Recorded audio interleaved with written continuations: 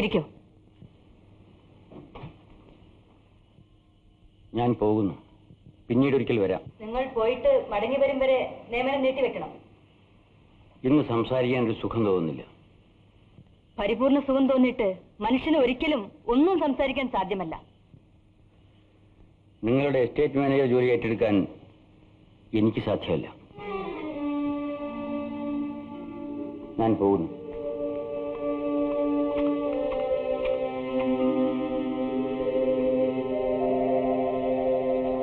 Mister Sankarankutty, ഇഷ്ടമില്ലെങ്കിൽ ജോലി സ്വീകരിക്കണ്ട. പക്ഷേ ഈ രാത്രിയിൽ പോകാൻ പാടില്ല. രാത്രി ഇവിടെ താമസിക്കാം. ഈ വീട്ടിൽ അത്താഴം കഴിക്കാം. രാവിലെ പോകാം. ആരോ കരയുന്നു. ആരോ കരയുന്നു. അതും മനസ്സിലായി. ഏതോ സ്ത്രീ. അതും മനസ്സിലായി. ശങ്കരൻകുട്ടിക്ക് ഇന്നിവിടെ താമസിച്ചൂടെ? ശങ്കരൻകുട്ടിക്ക് ഇവിടെ താമസിക്കാൻ ഭയമുള്ളതുപോലെ എനിക്ക് മനുഷ്യരെയും പിശാചുക്കളെയും ഭയമില്ല. ഇവിടെ പിശാചുക്കളെ ഉള്ളൂ. കൊച്ചമ്മ, കൊച്ചമ്മ ഒന്ന് വീട്ടിലേക്ക് വരണം കൊച്ചമ്മ. എന്താടി, എന്താ സംഗതി? അപ്പൻ അമ്മയെ തല്ലിക്കൊല്ലും കൊച്ചമ്മ. ഒന്ന് വേഗം വരണം കൊച്ചമ്മ. ജോസ്, പാപ്പുകുട്ടി ടാക്സി കൊണ്ടുവരോ? അതുകൊണ്ടേക്ക്. ശങ്കരൻകുട്ടി എന്റെ കൂടെ വരും.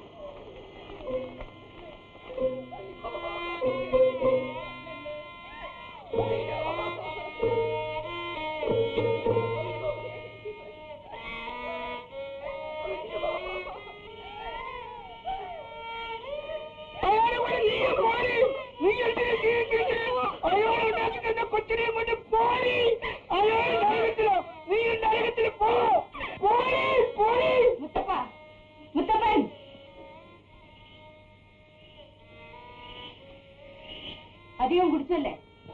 കൂടുതൽ കുടിച്ചു പോയി കൊച്ചമ്മ. ഞാൻ പലപ്പോഴും പറഞ്ഞിട്ടില്ലേ, ഇന്ന് അങ്ങനെ പറ്റിപ്പോയേ, ക്ഷമിക്കണം. വല്ലതും കഴിച്ച് കിടന്നുറങ്ങിക്കൊള്ളാം. ഓ, രാവിലെ ബംഗ്ലാവിലേക്ക് വരണം. ഓ, കാക്കച്ചി, ഓ കാക്കച്ചി, മുത്തപ്പന് അത്താഴം വിളമ്പി കൊടുക്കണം. ഓ കൊച്ചമ്മ. തങ്കക്കുട്ടി, ഓ എന്താ കാക്കച്ചി? എനിക്ക് ചത്തെങ്കിലും മതി കൊച്ചമ്മ. ഇയാളോട് എന്നെ കൊന്നേക്കാൻ പറ. നോക്കൂ കൊച്ചമ്മ, അപ്പനടിച്ച പാടാണ് ഇതെല്ലാം.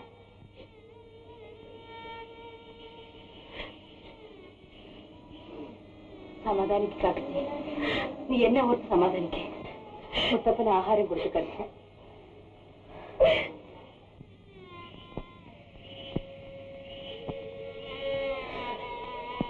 തങ്കക്കുട്ടി,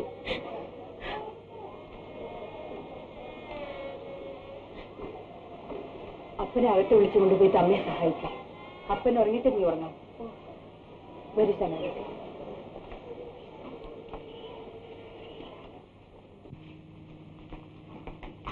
ഇരിക്കും.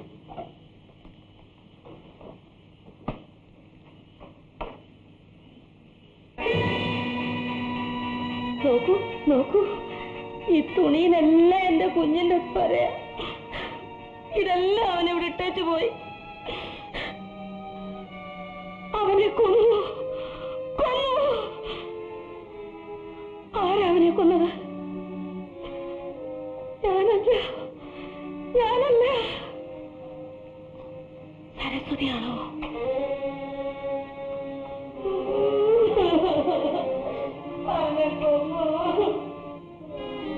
അത് എന്റെ ഭർത്താവിന്റെ സഹോദരിയാണ്. എന്താ, പേടി തോന്നിയല്ലേ? ഇല്ല, വിഷമം തോന്നി. കുറെ ദിവസങ്ങളായിട്ട് ചേർത്ത് ഇങ്ങനെയാ. എന്താ അവരുടെ പേര്? അന്നാമ്മ. നിങ്ങൾ വരൂ.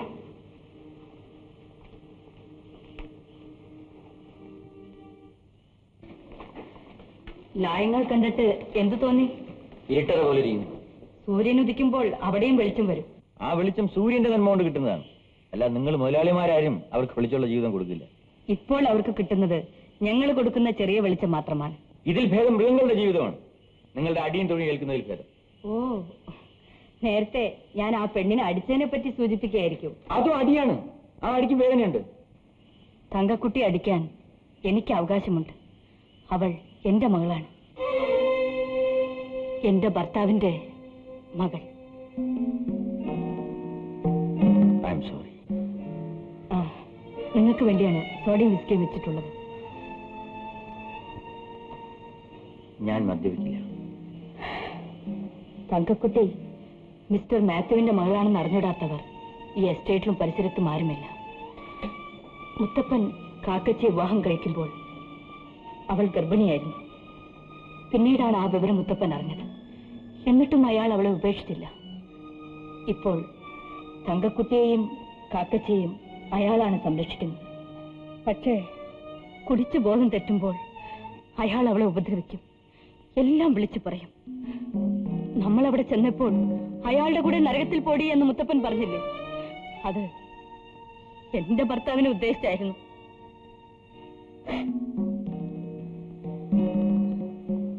മിസ്സിസ് മാത്യു, നിങ്ങൾ ഇതേപ്പറ്റി മിസ്റ്റർ മാത്യുവിനോട് സംസാരിച്ചിട്ടില്ലേ?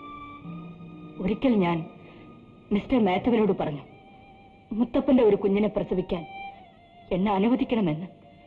അപ്പോൾ അദ്ദേഹം കുഞ്ഞിരുന്ന് കരഞ്ഞു. നിങ്ങൾ ഇതെല്ലാം എങ്ങനെ സഹിക്കുന്നു മിസ്സിസ് മാത്യു? ഞാനിങ്ങനെ പലതും സഹിക്കുന്നവരുള്ള ജോസ്,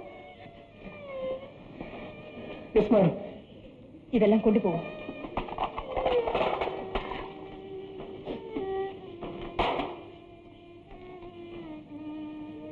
അപ്പോൾ നാളെ രാവിലെ ഞങ്ങൾ പോവുകയല്ലേ? തിരിച്ചു വരുമെങ്കിൽ കോട്ടയത്തിൽ നിന്ന് ഒരു ചുമന്ന പട്ടുകൂടെ വാങ്ങിച്ചു കൊണ്ടുവരണം. മിസ്റ്റർ മാത്യുവിന്റെ കല്ലറയിൽ വിരിക്കാനാണ്. ഭക്ഷണം കഴിക്കാം.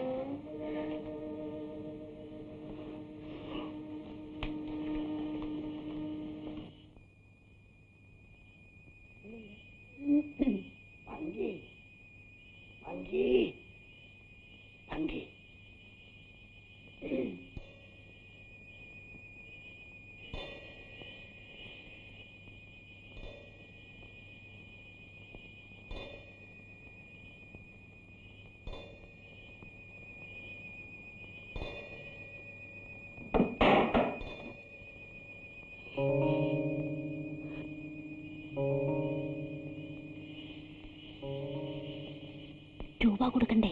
പിന്നീടാകട്ടെ. എന്നെ നടക്കില്ല. നടന്നേ പറ്റൂ. രൂപയില്ലാതെ എന്തിനാ വന്നത്?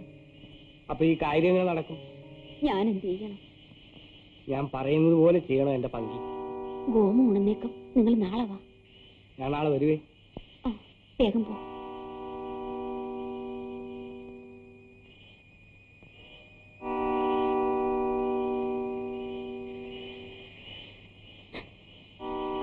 ഇവിടെ വെച്ച് ഇതൊന്നും വേണ്ടായിരുന്നു ചേച്ചി. അത് എന്റെ ഭർത്താവാണ്. കഴിവില്ലാത്ത ഒരു സാധു മനുഷ്യൻ, ഒരു ഡ്രൈവറാണ്. പപ്പുണ്ണിച്ചേട്ടനുമായി പരിചയമുള്ളതുകൊണ്ടാണ് എന്നെ ഇങ്ങോട്ട് അയച്ചത്. അപ്പം രൂപയുടെ കാര്യം ചോദിച്ചതോ? ഒരത്യാവശ്യത്തിന് കുറച്ച് രൂപ വേണമായിരുന്നു. അത് കിട്ടിയില്ലെന്ന് പറയാനാണ് വന്നത്. 10 സെന്റ് ഭൂമിയുള്ളത് വിൽക്കാനുള്ള ആലോചനയാണ്. വിവരമറിഞ്ഞിട്ട് നാളെ വരും. ക്ഷമിക്കണം ചേച്ചി. കിടക്കാൻ ചേച്ചി വരൂ.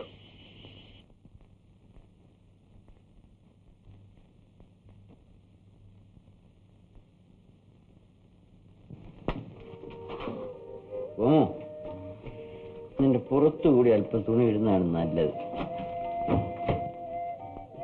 പപ്പുണ്ണി വന്നില്ലേ? ഈ അകത്തേക്ക് കയറിപ്പോയ ആള് മരിച്ചുപോയോ? ഓ ഈശ്വര, മരിച്ചില്ല. ഇങ്ങോട്ട് പുറത്തിറങ്ങിയോ?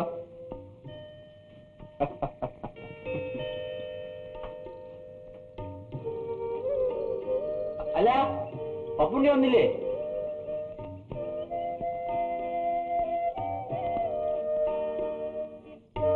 ഇങ്ങോട്ട് വാങ്ങ. ചേച്ചി. ഏത് ചേച്ചി? ഓ, നമ്മുടെ പങ്കിയമ്മ. ചേട്ടൻ തോട്ടത്തിൽ പോയത് ജോലിക്ക് വേണ്ടിയാണോ? ആര് പറഞ്ഞു? ചേട്ടന്റെ വീട്ടിലെ വേലക്കാരി. ഓഹോ. ചേട്ടൻ എന്നെ ഓർമ്മിച്ചില്ലെങ്കിലും ഞാൻ അന്വേഷിക്കാറുണ്ട്. ആരുടെ തോട്ടമാണത്? ഒരു സ്ത്രീയുടെ. ഏത് സ്ത്രീയുടെ? സരസ്വതി മാത്യു.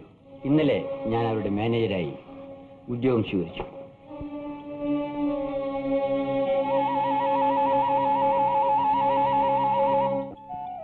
അവർക്ക് ഭർത്താവില്ലേ? ഇല്ല, കുറച്ചു നാളിന് മുമ്പ് മരിച്ചു. സരസ്വതി മാത്യു എന്ന് പറഞ്ഞാൽ എന്ത് ജാതിയാ? മനുഷ്യജാതി. നീ വാ, നമുക്ക് നടക്കാം.